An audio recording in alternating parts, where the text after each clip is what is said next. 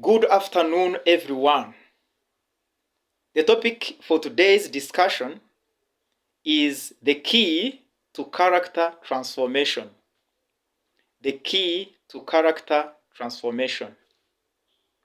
There is a proverb which is called the law of the horse, and it states that if you find yourself in a hole, stop digging.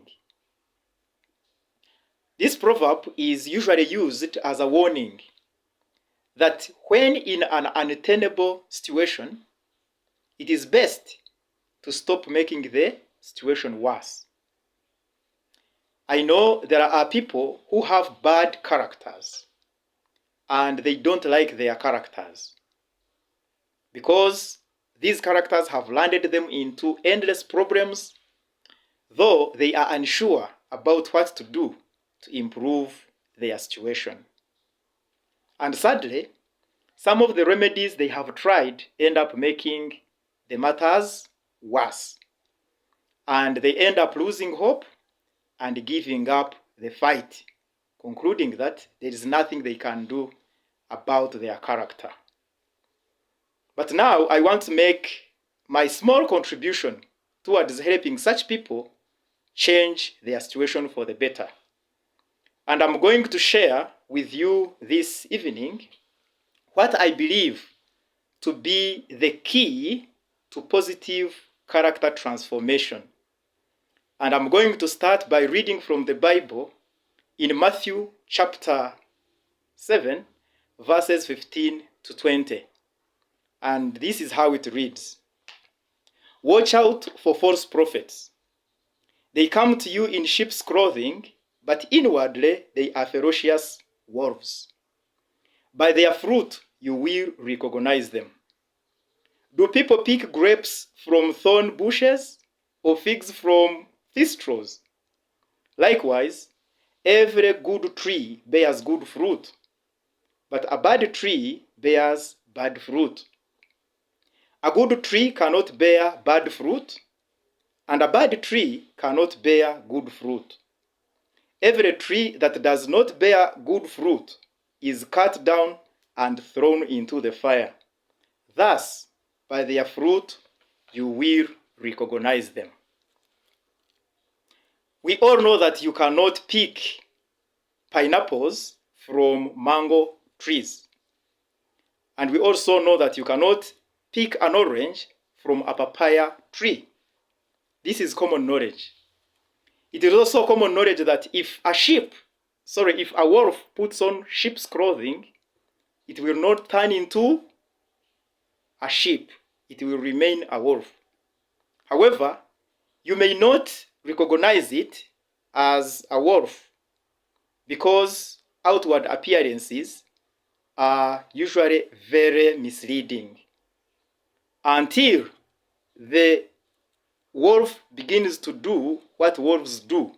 That's when you know that actually it was a sheep. It was a wolf in sheep's clothing. And that's why Jesus warns his audience that they should watch out.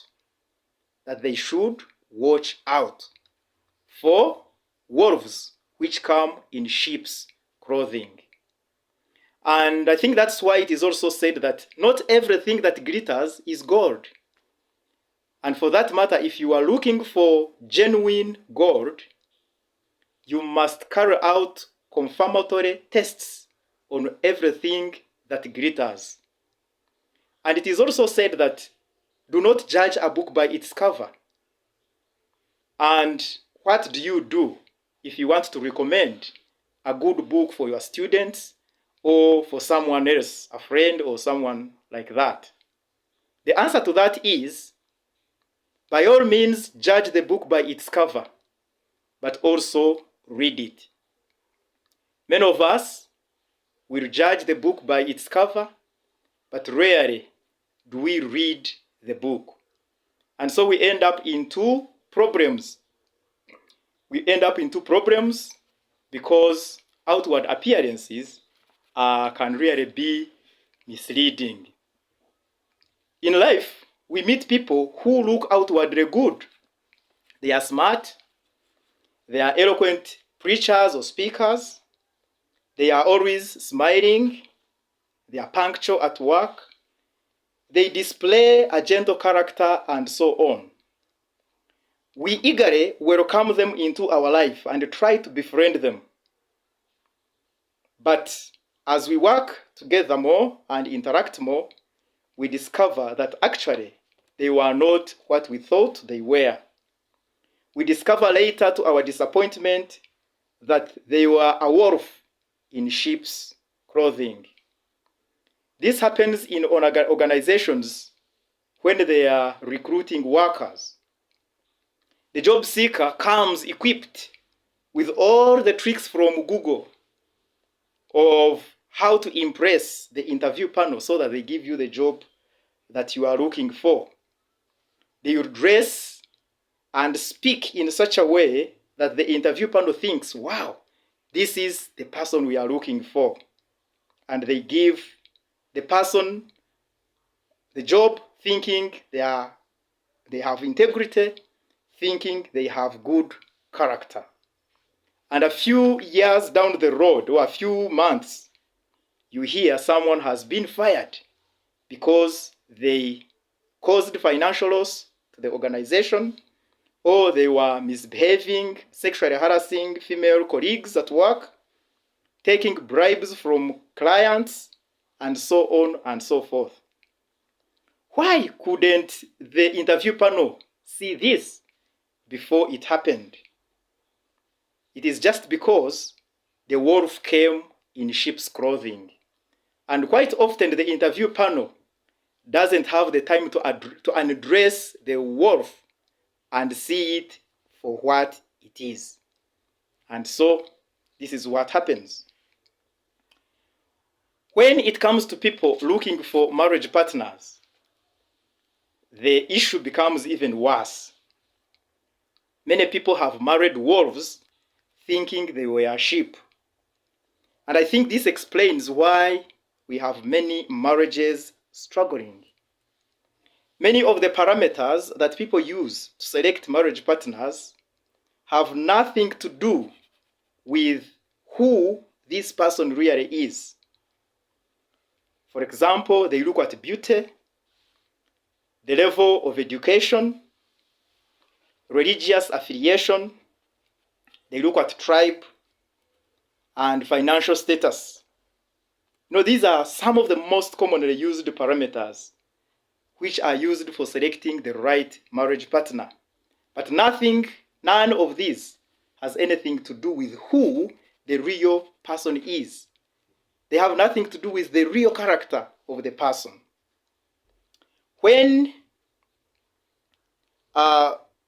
So that is how things become very complicated. And I had an argument not long ago with some of my friends who were asserting that there is no such a thing as the right or wrong marriage partner. In their view, marriage is built on love. So people shouldn't waste time looking for Mr. Right or Mrs. Right, because they think such people do not exist. But unless by right they mean someone being perfect, I will disagree with them, because there are marriages that have been successful. And of course, to me, this is a proof that the couple was a right combination. However, you may not be able to identify the right person before you marry them, because probably they have come in sheep's clothing and you lack the watching out skill to be able to identify the right person. And so you end up marrying them. But definitely that doesn't mean that there is no right or wrong partner. That is my view. Because if a marriage works out, then that means the couple, as I said earlier, is a right combination. And of course, as Jesus said, since we cannot pick figs from thorn bushes, then it's not possible to pick a successful marriage from a wrong partner.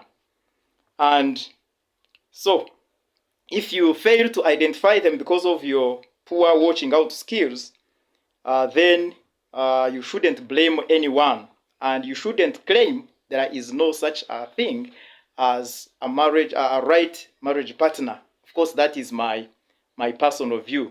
But of course, if you marry a wrong person, you will know after you have married them. No one will need to tell you, because as you live together, their true character will come out. You will not need anyone to tell you. Because as someone said, love is blind, but marriage is an eye-opener. And as Jesus says, you will know them by their fruit. I'm sure one of the most itching questions that young Christian people who are looking to get married struggle with is, how then can I identify the right marriage partner? Unfortunately, when this age-old question is asked, these young people are usually given what I think are unhelpful and simplistic answers. One of them being that you simply pray to God and He will give you the right husband or the right wife. And at the risk of being misunderstood, I must say that this is not enough. I feel that there must be a better answer than this that can help these people get out of the confusion that they have to endure. And why do I say this? Because I have had very prayerful religious people whose marriages are a mess, and yet at the day of their wedding, they claimed they had prayed and God had answered their prayers, and that they were sure the choice they made was the right one. But you get surprised when you see such couples separating, and if they don't separate, they are unhappily married. So I think there must be something, a more important answer, a more helpful answer than telling the young people that simply pray and God will give you the right person. So having witnessed such scenarios, I really am very convinced that the answer is there for these young girls and boys who are aspiring to have marriages that will stand the test of time. In 1 Peter chapter 4, verse 7, we read that the end of all things is near. Therefore, be clear-minded and self-controlled so that you can pray. This to me suggests that before you pray, you must be clear-minded. You must be clear-minded, and also you must be self-controlled. But what do we find in reality? There are very few of us who are clear-minded, leave alone being self-controlled. And this may explain, of course, why the prescription to simply pray usually does not deliver the required or the desired results. When we talk about the right employee or the right marriage partner, we are dealing with character issues, the core values and beliefs that govern someone's life. If you have a wrong character, your life will go wrong, and vice versa. And as pointed out earlier, I have seen people who actually don't like their character. They would like to be good and do good, but they can't, and they don't know what to do to change their situation. Some believe that that is how God created them, And so, if God created me like that, what can I do? And some, of course, claim it is their parents who handed over that bad character to them. And so, what can they do? Some believe they have an evil spirit. They are demon possessed. That's why they have that bad character. So what do they do?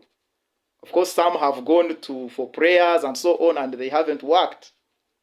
Some believe that they have been bewitched, and so they cannot do anything about it. And of course, the excuses go on and on and on. And of course, it is to such people that I am directing this message. And as Proverbs chapter 22, verse 1 tells us, a good name is more desirable than great riches, and to be esteemed more desirable than silver or gold. Therefore, someone will do whatever it takes to make sure that they acquire that good name. So how can it be done? The good news is that there is no person who God created with a bad character. I don't believe that. And I believe everyone was created good, because we all know God is good. And He created us in His own image. So if He is good and He created us in His own image, how can it be that He created us with a bad character? Of course, that is not logical. It does not make sense. We see Paul himself struggling with his character in Romans chapter 7, verses 15 to 19, where he says, I do not understand what I do. For what I want to do, that I do not do. But what I hate, I do. And if I do what I do not want to do, I agree that the law is good. As it is no longer I myself who do it, but it is sin living in me. I know that nothing good lives in me, that is, in my sinful nature. For I have the desire to do what is good, but I cannot carry it out. For what I do is not the good I want to do. No, the evil I do not want to do, this I keep on doing. However, Paul did not stop at lamenting. He did something. He did whatever was practically possible to make sure that he changed his character. And we can borrow a leaf from him and change our own situation for the better. In 1 Corinthians chapter 9, verse 27, he tells us, no, I beat my body and make it my slave, so that after I have preached to others, I myself may not be disqualified for the prize. So, why does he beat his body? I'm sure he's beating his body to make sure that his character changes. And so can we.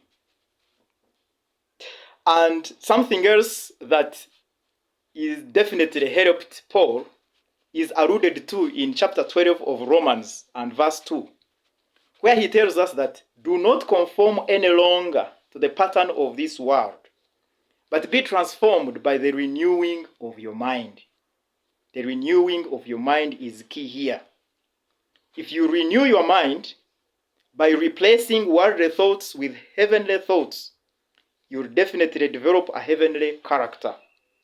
Everything starts with the mind, with your thoughts. Because if you sow a thought, you reap an action. If you sow an action, you reap a habit. And if you sow a habit, you will reap character. And of course, if you sow character, you will reap a destiny.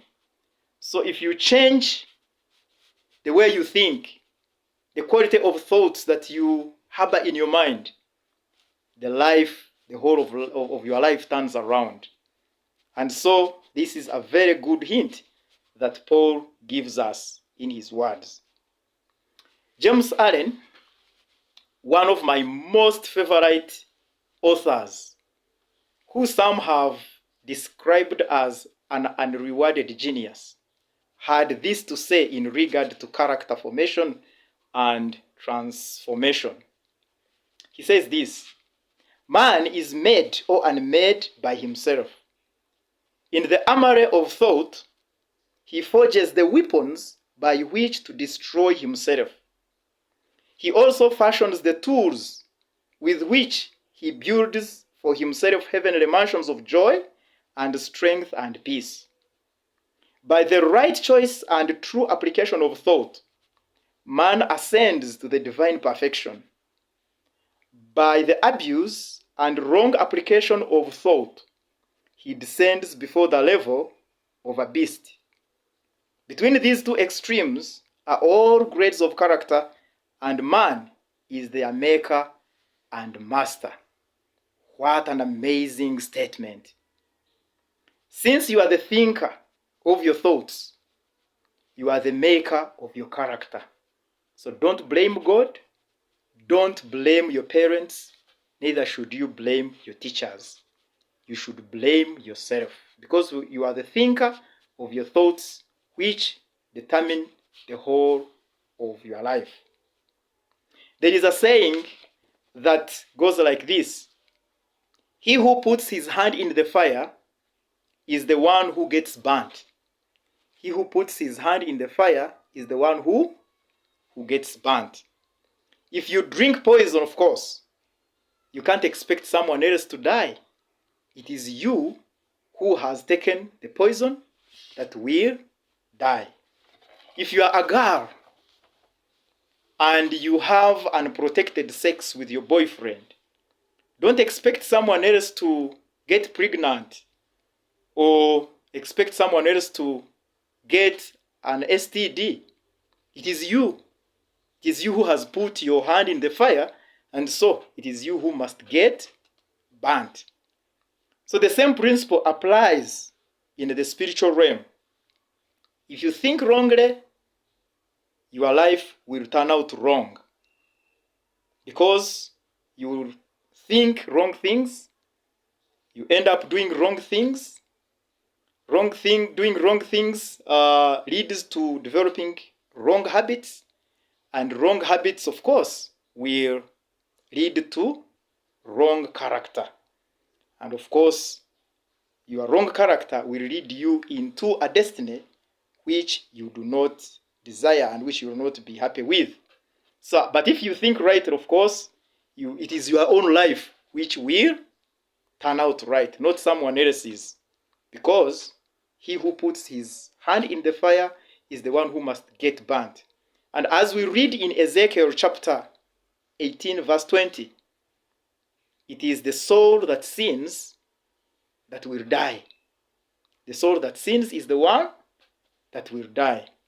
Therefore, James Allen was also right when he said this: a noble and godlike character is not a thing of favor or chance, but is the natural result of continued effort in right thinking.